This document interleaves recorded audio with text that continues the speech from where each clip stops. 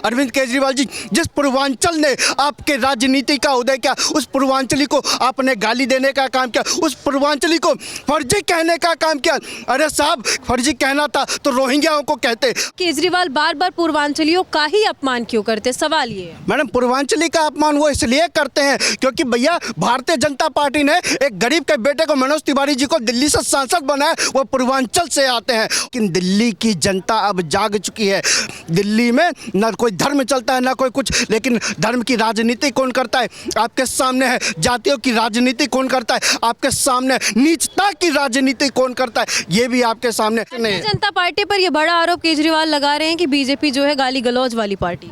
एक बात बताइए, बीजेपी को गाली गलौज वाली पार्टी कहते हो, ये वही अरविंद केजरीवाल जी है जो विधानसभा में खड़े होकर देश के प्रधानमंत्री के खिलाफ न जाने क्या क्या अनर्गल बयान देने का काम करता है। दिल्ली विधानसभा चुनाव से पहले लगातार केजरीवाल को जो बीजेपी के कार्यकर्ता हैं वो घेर रहे हैं, और वहीं अगर केजरीवाल की बात करें तो केजरीवाल भी लगातार बीजेपी पर बड़ा आरोप लगा रहे हैं कि बीजेपी जो है वो यूपी बिहार यानी कि पूर्वांचलियों को 500-500 रुपए में ला के यहाँ पे फर्जी वोट डलवाती है। क्या बोलेगा, केजरीवाल का बयान सुना आपने? देखिए, बिल्कुल सुना केजरीवाल जी का, और केजरीवाल जी जिस हताशा में हैं, केजरीवाल जी जिस निराशा में है, यही केजरीवाल कहते थे कि पूरी 70 की 70 विधानसभा सीटों पर केजरीवाल चुनाव लड़ रहा है। लेकिन अरविंद केजरीवाल को ये बोलना पड़ा कि अब नई दिल्ली विधानसभा में केजरीवाल अकेले चुनाव लड़ रहा है। इतनी हताशा, इतनी निराशा। अरविंद केजरीवाल जी, जिस पूर्वांचल ने आपके राजनीति का उदय किया, उस पूर्वांचली को आपने गाली देने का काम किया, उस पूर्वांचली को फर्जी कहने का काम किया।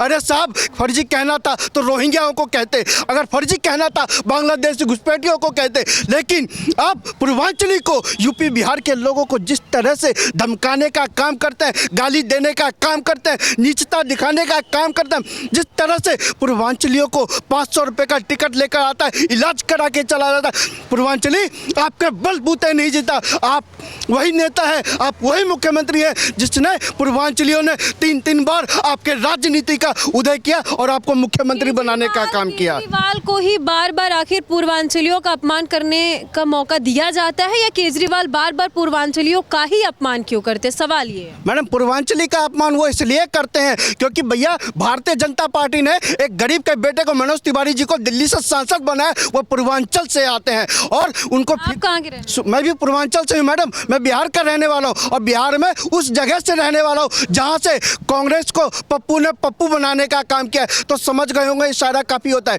इसलिए कह रहा हूँ पूर्वांचली को हमेशा ठगने का काम किया। लेकिन दिल्ली की जनता अब जाग चुकी है।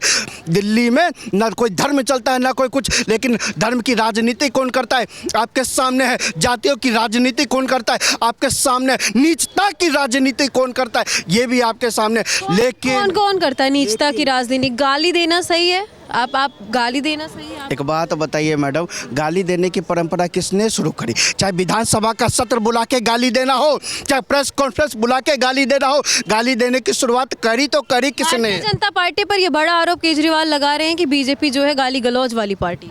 एक बात बताइए, बीजेपी को गाली गलौज वाली पार्टी कहते हो, ये वही अरविंद केजरीवाल जी है जो विधानसभा में खड़े होकर देश के प्रधानमंत्री के खिलाफ न जाने क्या क्या अनर्गल बयान देने का काम करता है। ये वही मुख्यमंत्री अरविंद केजरीवाल है जो विधानसभा का सत्र बुलाते हैं और योगी आदित्यनाथ जी को कोसने का काम करते हैं। ये वही मुख्यमंत्री है जो विधानसभा का सत्र विकास के ऊपर चर्चा के लिए नहीं बुलाते, पानी के ऊपर चर्चा के लिए नहीं बुलाते, टूटी सड़कों के ऊपर चर्चा के लिए नहीं बुलाते, लेकिन एलजी साहब को गरियाना हो तो ये विधानसभा का सत्र बुलाते हैं। मैडम, बात बताइए ना, आप कह रहे हैं कि केजरीवाल में इतनी कमी है या फिर केजरीवाल ये सारी चीजें करते हैं, तो कारण क्या होता है कि जनता बार बार उन्हें ही चुनती है? मैडम देखिए, काट की हांडी बार बार नहीं चढ़ती, बार बार चुनती नहीं है। आप हर बार लॉलीपॉप देने का काम करते हैं। जो योजना पहले आपने सुना दी उस योजना को दोबारा लॉन्च करने का काम करते हैं। अब जनता आपकी टोपी पहनने वाली नहीं है। अरे साहब, आप कहते हैं हम दलित बच्चों को भेजेंगे, यही योजना योजना तो 2019 में लेके आए थे।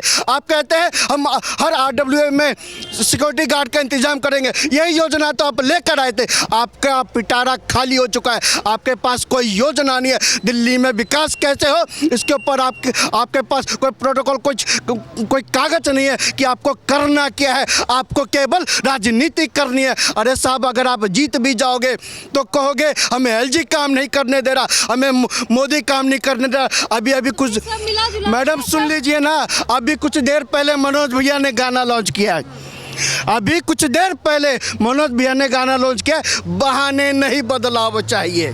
दिल्ली में भाजपा की सरकार चाहिए। अब वो बहाने का समय चला गया। अब हमें बहाना नहीं चाहिए, अब दिल्ली को बदलाव चाहिए। और दिल्ली में बदलाव अगर कोई ला सकता है तो भारतीय जनता पार्टी ला सकती है। और विकास की सीढ़ी जो दिल्ली अछूती रह गई है, जो पहले कांग्रेस ने वनवास लगा कर रखा था विकास के ऊपर, अब उसके ऊपर आम आदमी पार्टी, अब जब भाजपा आएगी तो विकास की नई गाथा दिल्ली में भी लिखी जाएगी। और अंत में कहना चाहता हूँ, जिस पूर्वांचली समाज को आप गाली देने का काम करते हैं, एक समय था जब इसी पूर्वांचलियों ने आपके राजनीति का उदय किया था। अब समय आ गया है, अब राजनीति के सूर्यास्त, राजनीति का अगर आपकी राजनीति का अगर कोई सूर्यास्त करेगा तो यही पूर्वांचली समाज करेगा। इसको रख लीजिए। देखने वाली बात होगी, पूर्वांचली अपना अपमान नहीं सहने वाले हैं। इसका जीता जागता उदाहरण आपने बीते दिन देखा, किस तरीके से जो पूर्वांचली हैं वो केजरीवाल के आवास को घेरने की कोशिश किए थे।